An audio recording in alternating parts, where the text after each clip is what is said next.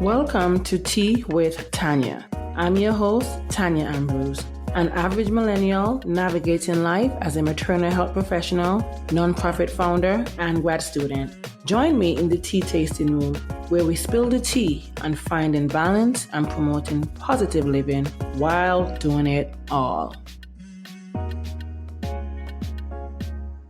Hey friend, welcome back to another episode of Tea with Tanya. It is once again a pleasure to be here in the tea tasting room with you for another juicy episode.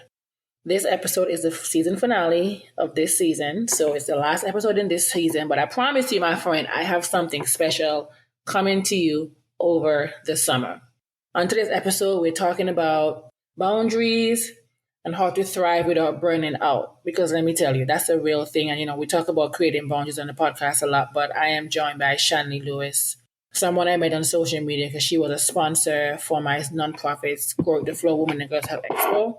When it came to the self-care aspect of things, and she reached out wanting to work with us. And me being me, I am not going to say no because, again, when it comes to my babies, Club Life kids, I'm going to go above and beyond. My begging knows no shame, has no shame. Or my accepting gifts to serve my community has no shame or limits, but that's where I met her. And I was able to see her at our event, and I saw, a few times before I returned from Antigua. So it's just a pleasure to have her here. I told her, we go together real bad. So seeing the work that she's doing, loving the work that she's doing, it's a pleasure to have her here and to have her be the one that helps us to close out this season. So let's get into this episode. As far as the tea of the week, girl, I've just been on my peppermint tea because you know what, your girl is in her menstrual phase right now, so it's just all about the peppermint tea, the chamomile tea, something that's just going to be soothing so I can just be relaxed and just zen out. So yes, that's where we are. Peppermint tea is this week. Tea of the week along with chamomile and lavender. But yeah, be sure to share in the comments, in your DM, in my DMs, what tea you're having this week. Like, I want to see what tea you're having because, again, like I say, I have something special coming for you guys this summer. So definitely please engage and let me know what tea you're drinking once you get to this part of the episode. Now let's get into today's episode. All right, Shanley, welcome to the tea tasting room. It's a pleasure to have you here talking with me. Like I told you a few months ago, we go together real bad now. So it's a pleasure to have you here in the podcast. Thank you for joining me, and tell us, people here in the tea tasting room, a little bit about yourself. We're very nosy here, so we need you to tell us all the details, where you're from, what you do, just give us all the tea. Give us all the tea. Give you all the tea. I'm here to give you all the tea. Thank you so much for having me. It's a pleasure to be here. So I'm definitely here to spill all the tea. So a little bit about me. I'm Shanley. So I'm a self-care and mindset coach.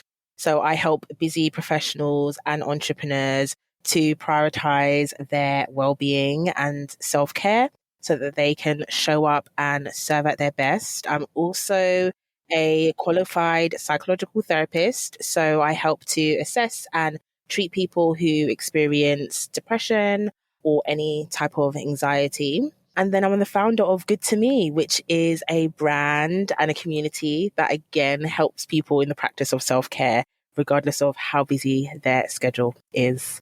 So that's a bit about me.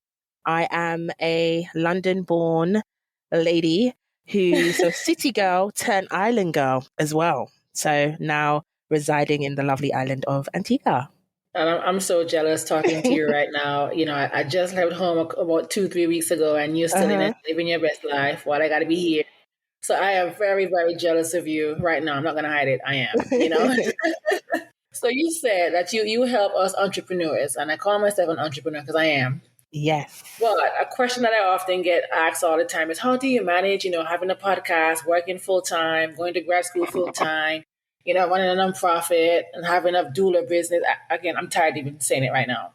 And I often get asked, how do you manage it? I'm like, I just show up. I just do it, And I just remember, I want to say it might be 2 years ago, Shanley, where I had to sit and figure out, what, something got to go on the back burner. Something has got to take a back seat because I'm doing too much. And it might have been a year ago, actually. I feel like I was experiencing burnout according to my therapist. Because when I said I came from Antigua last year, May, and I was like, I'm going to take a week off, just to rejuvenate. That week off ended up being like 6 months. Sometimes we need that. True. But I think during that time I was experiencing burnout and I kept being called, left, right, and center, do this, do that, whatever. And I'm the kind of person that I don't know how to say no. I'm working on that. I've done better, but I don't know how to say no. And sometimes when I say no, I feel guilty for saying no Yeah. to people because I want to help, I want to be of assistance. Yeah. But also I realize that, I have a people pleasing personality apparently, according to my therapist. I mean, she does. She's right. But I want to ask, as it relates to boundaries, because for me, I think I don't have healthy boundaries. I'll be honest. I do not have healthy boundaries. In my mind, I do, but Yes. in reality, I don't. And I've been talking on the podcast. Create your boundaries, stick to them. Don't even move the goalpost. But one thing about me, I'm going to move the goalpost every time I create a boundary again because of that guilt. So since you're the pro, tell us or define what are boundaries or what do boundaries and balance mean in today's context? Because again, many of us are this hustle, hustle, hustle, hustle. But what does Yeah. that really mean? It's clear to talk about, set boundaries and keep your boundaries. We hear it all the time on social media. But from Yeah. your expertise, like what is it? What is boundaries and what does it mean to have boundaries and balance, especially in today's context? Yeah. I think a lot of like right now, I feel that a lot of people, everyone is like searching for like that right balance for them. Uh-huh. And I think, yes, we've been hearing the word boundaries, boundaries, boundaries. And what does that actually mean? And I think boundaries are so powerful. I feel like it's much more than just saying no as well. It's about even understanding kind of what your limits are for yourself and others. Because I think one other thing that we feel that is with boundaries, that boundaries are only for other people. And then not only for other people, we also have to have boundaries with ourselves. Because I think with me also being like an ex people pleaser, even struggling with burnout myself, I had to kind of really learn that the hard way, because I was like, okay, I'm good at saying no to everybody else, but something's still happening. Like I'm still burning out. I'm still feeling tired. I'm still feeling overwhelmed.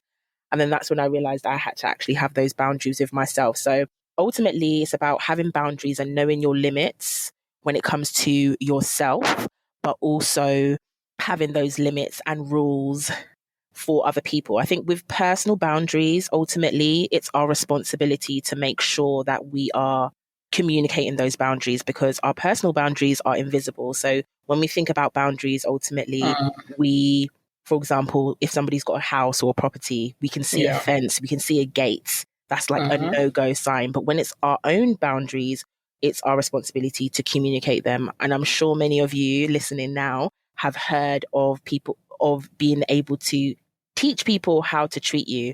And you can do that through the boundaries that you have. But it's about communicating them. And a lot of the time, we say, be clear in terms of what your boundaries are. And yes, that's important. But sometimes we actually learn what our boundaries are along the way. And I always say, like, we've got like an internal compass where, usually how we feel. So again, if we're starting to feel irritable, we're starting to feel resentful towards people or situations, that's a good indicator that there needs to be some boundaries there. And it's literally, you learning as you go, you tweaking as you go. But it's not just saying no, but saying no is a big part of boundaries, obviously, as well. Like saying no to extra responsibilities. Another boundary is even like having a bedtime. It's something that I talk to people quite a lot about, because I know, we're busy. We're in this busy world where we're being encouraged to speed up. I definitely feel that we've been encouraged to speed up. We're getting so much more information coming to us. So we're like, go, go, go, go, go. But actually, we have to be so much more intentional about that, and then creating those boundaries. So even creating like time boundaries. So having blocks of time for relaxation, having blocks of time for like solitude, blocks of time to literally practice self-care. And boundaries is what helps us to get that balance. So we're having clear boundaries with ourselves and others so that we can make sure that we're prioritizing things like self-care and we're prioritizing our relaxation, because we're always going to have things to do. We're always going to have work to do. But are we actually prioritizing our priorities like self-care and like things that bring us joy? Because these are going to be the things that kind of reduce the stress and overwhelm that we might, experience day to day. I think for me, I have a question because as a recovering, still working on all the different steps, people, Yeah. please.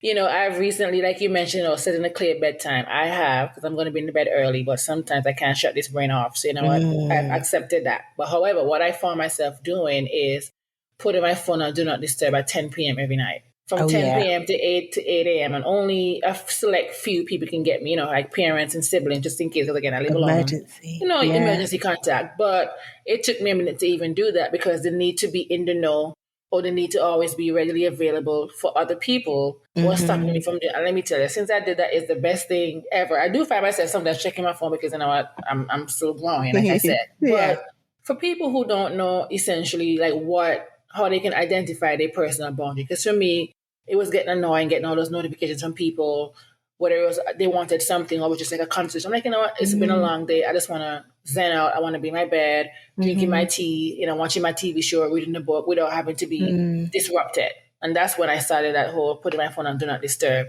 So that was me identifying, you know what, you're overwhelmed, you're overstimulated, you can't deal with it after a certain time at night. That was one Mm. thing. I think it just happened because one person just pissed me off one night. I'm like, I can't do this. Mm-hmm. But but for people who are people pleasers or just trying to figure out how can I set personal boundaries for myself, even with work, because for me sometimes I find myself responding to emails at 9 p.m. I'm like, girl, you've been working, you got off work 4 hours ago, or Yeah. I'm responding to an email the minute I wake up from sleeping in the morning to a manager, and I read that has no. How's my manager emailing me 6, 7 a.m. in the morning when I work for 8:30? You know what I mean? So I Yeah. have essentially not established that boundary. I know it's kind of hard for me to break it, but for people who can't identify, you know what, this is a personal boundary because you know what, I don't have the capacity to talk to Yeah. somebody past 10 p.m. or even at midday. I don't have the Yeah. time to talk to you about. I can't gossip. I gotta focus on my job or my school, whatever it is. So for Mm-hmm. someone who can't necessarily identify, you know what, my boundary, I need to create a boundary so that I can Yeah. thrive. Like, what advice do you have for them? Because I think it's very crucial that we understand that, like I say, it's not always just no. Because for me, before Yeah. I was mature, and I'm like, okay, if I say no, that means I have a boundary. I'm like, girl, I said no, then like the next day it's a yes, and then I Oh end up yeah.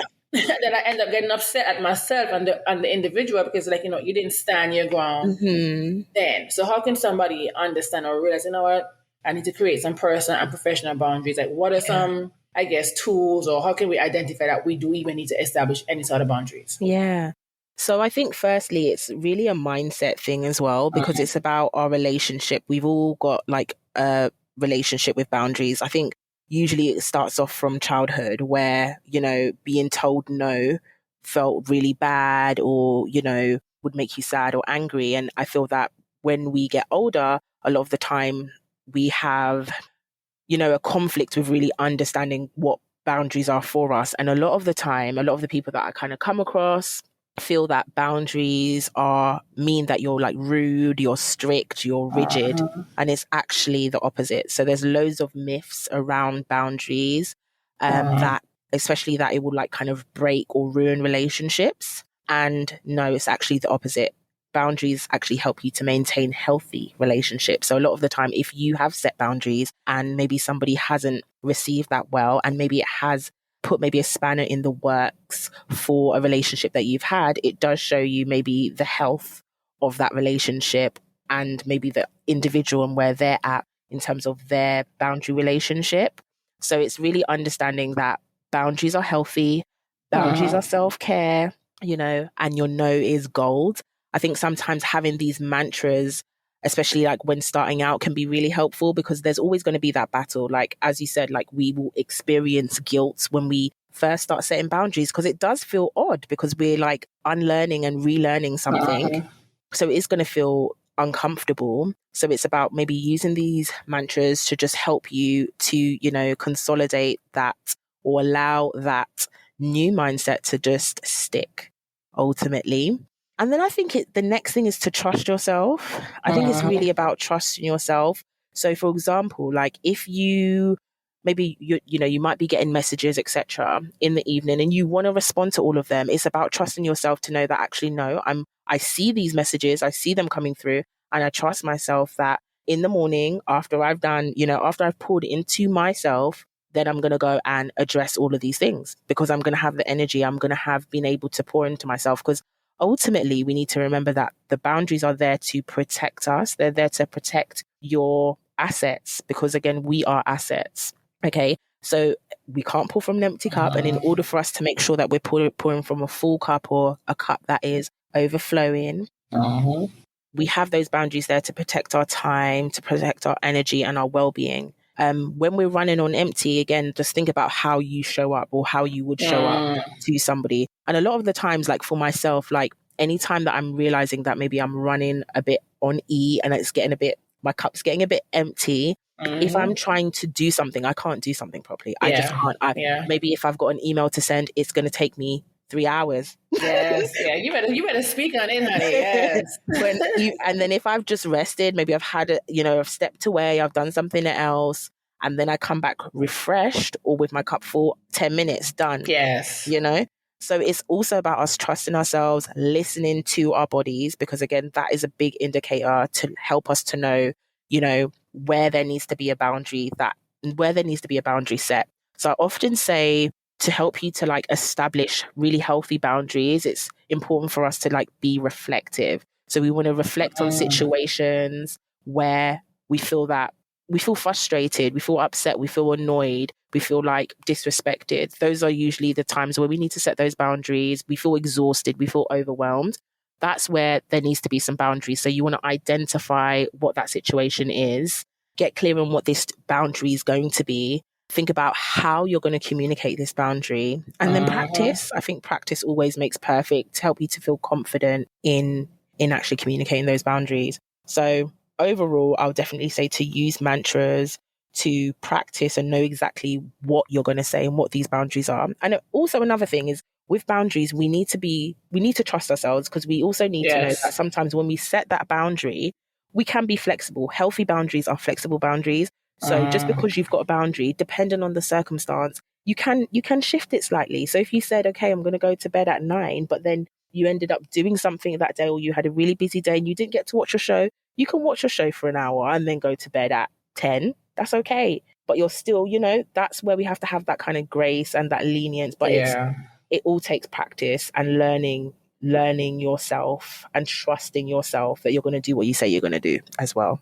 And I'm glad you mentioned that, when you said that healthy boundaries are flexible, because I think sometimes, especially when you're early on trying to figure out who you are in this current phase of your life, and you know what, I need to set these boundaries so they're going to be healthy. But now we think about it, we have to be so strict. It's like, no, sometimes if they're healthy, they can be flexible, because again, you're not necessarily moving the goalposts to then cause harm upon yourself, Yeah. And I think one of the things that I faced before when I started realizing, you know what, I have to really be true to who I am and set my boundaries, because the pushback, I got a lot of pushback, or the non-compliance from people thinking, oh, why are you setting your boundaries, or who are you, because they're so used to Tanya being the nice girl, or she drops everything and come and assist, or she's always available. But then when I realized, you know what, it's taking a lot from me. Like the cup that I have, it's like it's dripping, trying to find the last drop. That's how empty. That's how empty I would run on. So how can we handle any sort of pushback that we may face from others when it comes to setting our boundaries? Because again, you mentioned communicating, and we can. Because one thing about me, I'm going to be in that mirror, like Issa Rae, and I'm going to be practicing in that mirror. You know what I mean? But then by the time you approach the person, like the person's body language or the tone, it can sometimes make you feel nervous, or it's not received the way. Either you don't say it the way you want to say it, or they're not receiving what you're saying. They take offense to it then. So how can we handle that pushback from others when it comes to setting our boundaries, so we're not people pleasing and harming ourselves along the way? So this is what I was talking about when I was talking about kind of everyone having different relationships with boundaries. So I think firstly, that's really important. And if you are experiencing any like pushback or resistance when trying to set boundaries or communicate them or honor your own boundaries, it's important to like be empathetic and not take offense, not be shocked, not be fearful, but just have empathy. So being able to put yourself in that other person's shoe and just understand, maybe they're not where I am right now in terms of their journey, but I still need to demonstrate and teach people how to treat me. But I think this is where I like to say compassionate assertiveness comes in. So assertiveness is a form of communication. It's basically you being straight to the point and not beating around the bush. This is like how you're able to stand firm in your boundaries. But ultimately, when we experience that resistance, I think sometimes calling it out can be really helpful. And it might feel uncomfortable, but sometimes other people are not aware of, maybe how they're responding and how they're reacting, maybe because of where they're at in their journey or their relationship with boundaries. And just really helping, I think when you're communicating, it's about actually making sure you're helping the other person to kind of see where you're coming from. Not as a way of kind of over explaining yourself, but you're saying, I'm feeling really tired, and as much as I'd love to help you, or as much as I'd love to come out with you this evening, I'm not able to. And that's it. So it's like compassionate. It's understanding maybe where that person's coming from, but it's also you standing firm in your boundaries. So it's a kind of like a no, thank you. Yeah. I'd like to kind of see it as. I think for me, like I mentioned earlier, again, a recovering people pleaser. I'm still on my journey. But I found myself recently, because in the last year, like, okay, I'm consistent when it comes to protecting my peace by way of, my boundaries are not really moving the goalpost. But then life happens, and then, months ago, I'm like, okay, back to old Tanya to some extent, But what are some ways in which myself and those listening can recognize and address when we are undermining our own boundaries unintentionally? Because sometimes, I think for me as an overthinker as well, I overthink everything, but sometimes we undermine our own boundaries without even realizing it. So how can we recognize that we are doing that and addressing that? Because to me, I'm not going to say I'm a yes person, but again, that because I'm still recovering from being a people pleaser. Sometimes, the brain is not necessarily taking the saying, what Tanya, this is the time where you should exercise your boundaries instead of saying yes or committing to something or someone. So how can we recognize and even address in the ways in which we may undermine our boundaries without realizing that? Yeah. I think, again, it's like, having that trust in yourself and knowing that you control any situation. Because I think a lot of the time is maybe, for example, if we've gone and said yes and then we've like stepped back for a moment and then realized, oh my gosh, maybe I should have said no. You can go back, like give yourself permission to change your mind and go back and recommunicate. Actually, you know what? I've just realized that I've been overcommitting. I'm not able to commit to this now. So you can always like pull out and not be afraid to do that. I know some people might feel uncomfortable with that, maybe feeling like they're like flippy floppy, what have you, but it's part of the learning process. And sometimes, as we said, like life gets busy and we don't realize some of the patterns. It's a lot of years of work that we have to kind of undo and relearn. So we have to be compassionate and graceful with ourselves in that sense. And trust that, once we're aware, so we've checked in with ourselves, because again, that internal compass, we're going to feel uncomfortable. We might feel drained. We might feel tired. That would be a good indicator for us to actually turn back and maybe change change what we said, change that commitment, either say no now or reschedule for another time. So it's about being confident in that and not being ashamed as well. Like we shouldn't be shaming and blaming ourselves, especially like on this journey of learning, because things happen, life happens. When we don't realize it sometimes, but I think that's the key when it comes down to like looking after ourselves, is that whole self-awareness. As long as you get a chance, whenever it is, to check in with yourself, if you've realized, actually, no, I really needed to set some boundaries in that situation. If you have the capacity and space to do so, go back and like fix it. Go back and fix it. And don't shame yourself for maybe getting into that cycle. So maybe you've gotten into that cycle and you've not even realized, or you've realized too late. So you've gotten into the situation, you're maybe helping somebody, or you're maybe at the event helping someone, you realize, oh my gosh, I am so drained. I shouldn't have committed to this. Yeah. That's going to be a big learning curve for you to say, okay, before any kind of event or before any invitation, I'm going to pause before I say yes. So putting in new kind of strategies and techniques to help you to avoid like maybe overcommitting or saying yes, or getting yourself into situations where we maybe shouldn't be at that point in time. And it happens to all of us. Like it happens to me sometimes, like still up until this day. And I'm like, oh, okay. You Really caught me off guard there. Yeah. Caught me off guard there, And especially if you're like excited about something, like for example, like if there's like a project that you want to get involved in, you might be, full to the brim.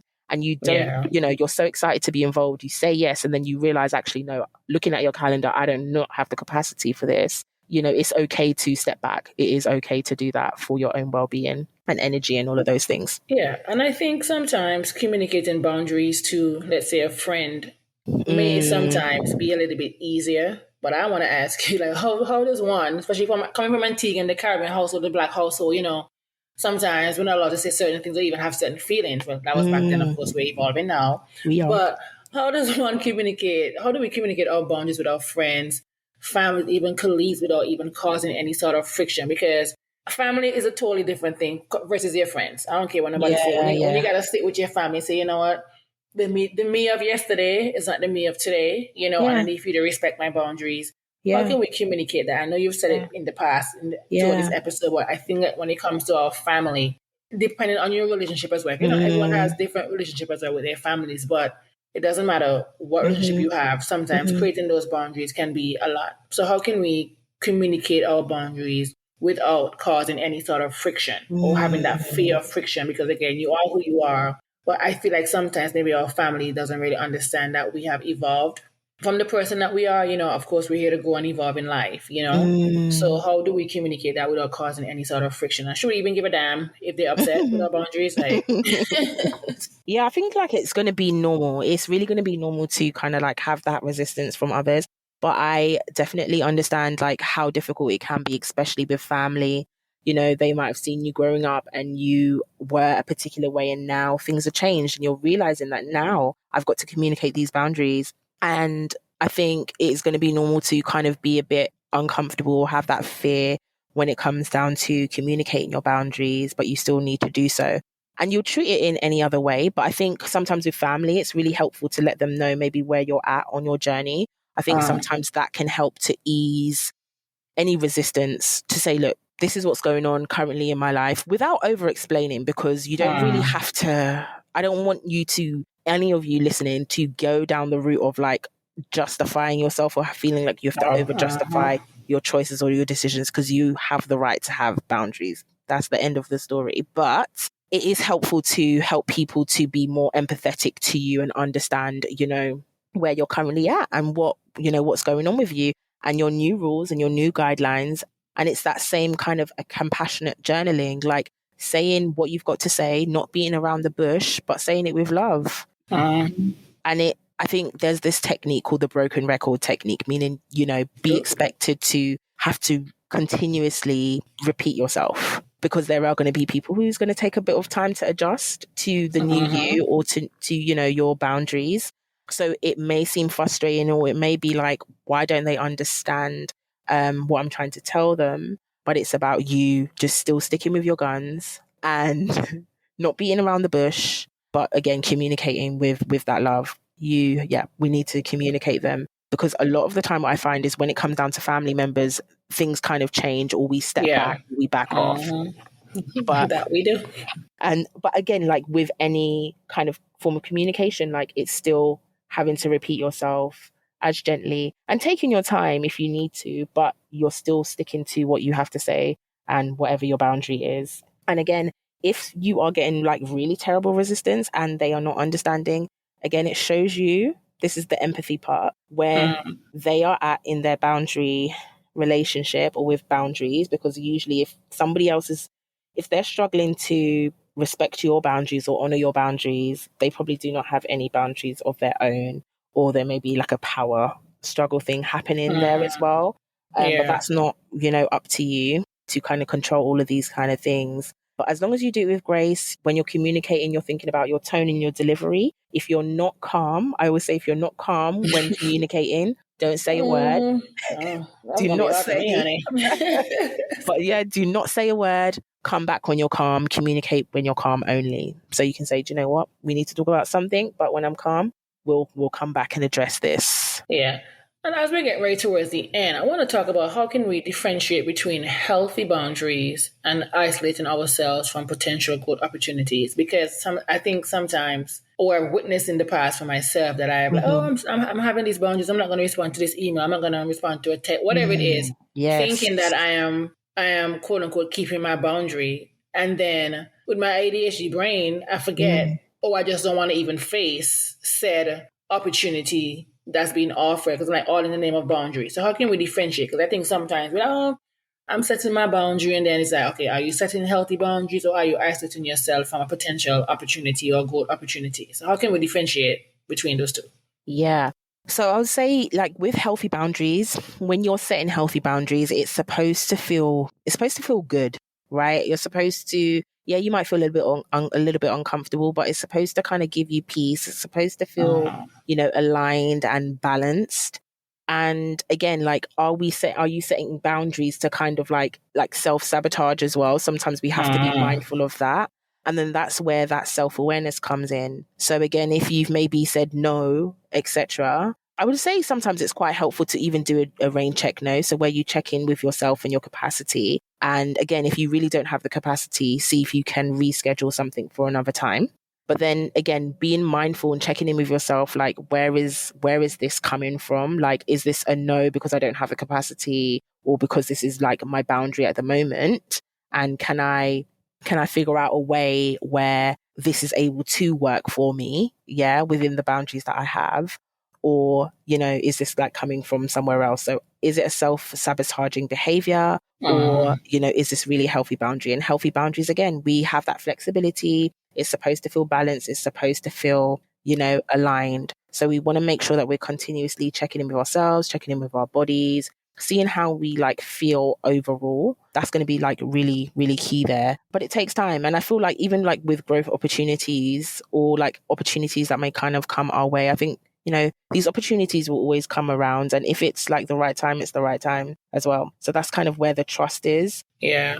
Knowing that, even if you set this boundary, are people able to kind of like meet you in the middle? Or is there another way that you can kind of go around whatever it is within the frame, the limit that you have set for yourself? And, we're living in a world right now where we are all attached to our phones, like myself, or, we're living in a social media world, right? And that can have an effect on our mind or mental health, whatever it is. So in talking about balance and even, again, boundaries as well, what role does self-care play when it comes to maintaining our mental and emotional balance? Because I feel like since 2020, we have not been the same. I don't care what anybody says. We have not been the same. I cannot even remember what happened in 2019 sometimes. What role does our self-care, mindfulness, what does it play when it comes to maintaining our emotional and mental balance? Yeah. And what are some things we can do? This is your forte, what we can do. Yeah.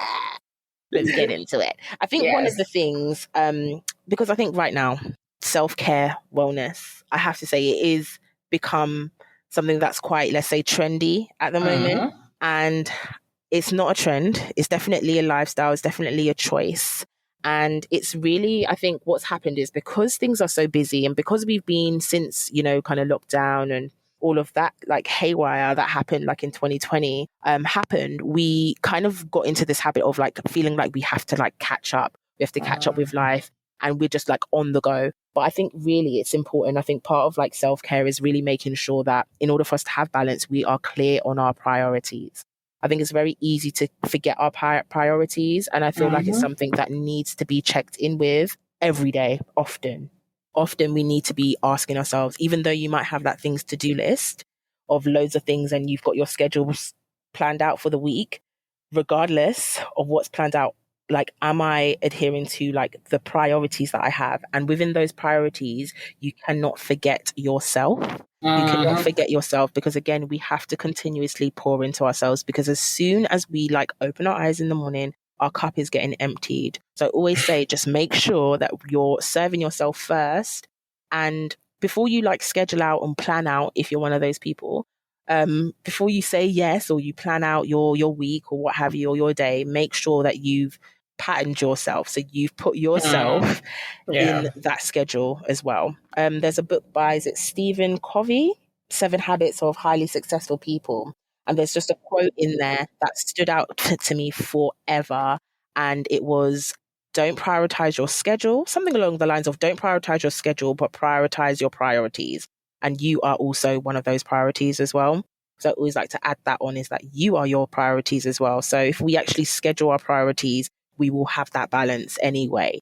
And we're not finding that balance because we are only focusing on work. So we need to make sure that self-care is included in our schedule and joy is included in our schedule, because these are the things that are going to release the stress and help you to take your mind off work if that's something that's quite stressful, or any other important thing that you've got going on. But I always like to say that with balance, it's not like a seesaw or like a scale where we're trying to find that balance and everything we're trying to do everything all at once. It's actually more of a salsa dance. I've not ever done salsa dancing before, but We've seen it. We've seen it. I have definitely seen it. We've seen it. So when people are salsa dancing, they're going forward, they're going back, they're going forward, they're having a little spin around. I like that. So that's the same kind of approach that we want to take. What am I stepping into? So what's my focus right now? And then again, we take a step back, and then we go into something else. So it's like, okay, right now the focus is work. And now I'm going to step back, and then I'm going to do some self-care. And then I'm going to step back. I'm going to do some relaxation. I'm going to step back, do a little twirl, and we go back. So that's kind of the flow. So we're going for more of a flow instead of trying to do everything at once, because again, that's not as realistic. So seeing it more as a salsa dance rather than trying to balance the scales is just another more helpful way to think about kind of balance. Because again, we go into seasons, we have different seasons in our life, and we're at different paces and different tempos. So we have to honor and respect that as well, instead of like forcing ourselves, because again, that leads to burnout as well.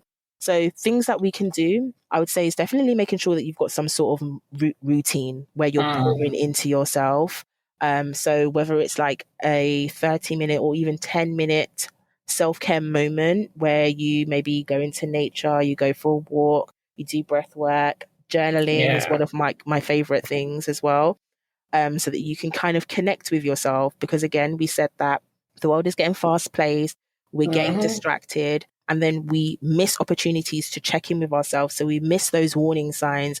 We miss those maybe headaches that we're getting. We ignore feeling tired, and we're just going and we're on autopilot. So taking those moments out, so having that self-care moment for yourself so you can pour back into yourself is really important. And then I always recommend having a rest, reflect and reset day in your week. So you can reflect on how the week's going. You can take some time for yourself, and then you can set yourself up for a more successful week. So you're taking time to check in, learn from the week before, and progress forward with success. Well, I love that. I love that. And as we're wrapping up this episode, I'm going to be in your business. So tell us. Yes.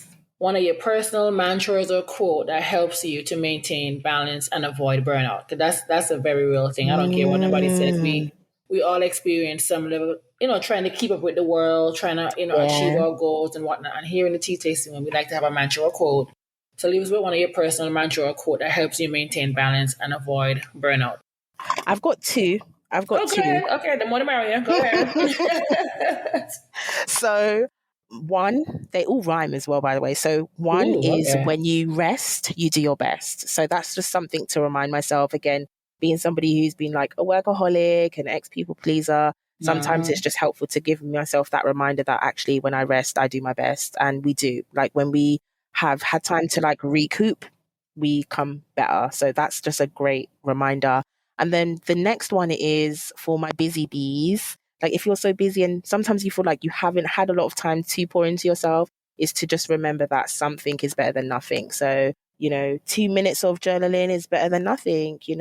5 minutes of reading a couple of pages of your book is better than nothing. So, I'm glad you said that part, that last one, something is better than nothing, because child, honey, let me tell you, I'd be like, I don't want to, I just want to go to sleep. But like you say, reading a page or two, taking 5 minutes to journal. You don't have to sit for 30 minutes to write an entire storybook. It's just something is better than nothing. And that's how we develop our routines as well. We think, exactly. Because I know for me, when I first started journaling, I'm like, I have to sit down, spend a whole hour. Yeah. No. You got to find, you get to pick and choose and create what your routine look like, what your journaling routine, whatever it is. And then I'm like, so I love that. Something is better than nothing, That's it. Well, yeah. Well, thank you for being here, Shanley. My pleasure. Did we get Shanley or Shanley? Who we had today? You had a bit of both. Because, guys, in the beginning, she told me she has an alter ego. It's called Shanley. So I just wanted to make sure we got who we got. She said a bit of both. So, we'll take it. We'll take it. But before you go, tell the people where they can find you and support you. Yes. So you can follow me on all socials, and it's at Shanley Lewis. So ShanleyLewis. And you can also follow Good to Me, which is my brand. So it's Good to Me UK, GOODTOMEUK. And you can go and check out my website for loads of resources and everything else on at www.goodtomeuk.com. Well, thank you, Shanley. I hope to have you back here in the tea tasting room because, like I said, we go together real bad, okay? We do. Thank you for joining me for another episode of Tea with Tanya. If you like this episode, be sure to share it with a friend. Don't forget to follow on Instagram at Tea with Tanya Podcast. Be sure to subscribe to the weekly Tea Talk newsletter. And of course, rate on Apple or Spotify and subscribe wherever you listen. See you next time. I love you for listening.